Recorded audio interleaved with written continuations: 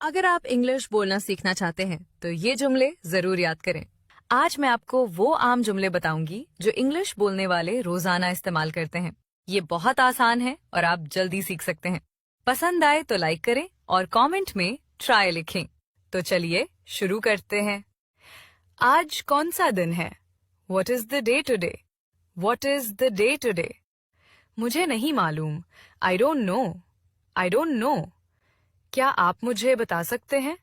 Could you tell me? Could you tell me? ये किसकी हरकत है? Whose act is this? Whose act is this? कहीं मत जाओ. Don't go anywhere. Don't go anywhere.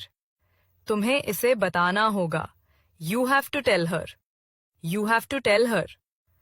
तुम्हारा क्या मतलब है? What do you mean? What do you mean? अब जाने का वक्त हो गया है. It's time to go. मुझे फॉलो कर लें और वीडियो को शेयर कर दें।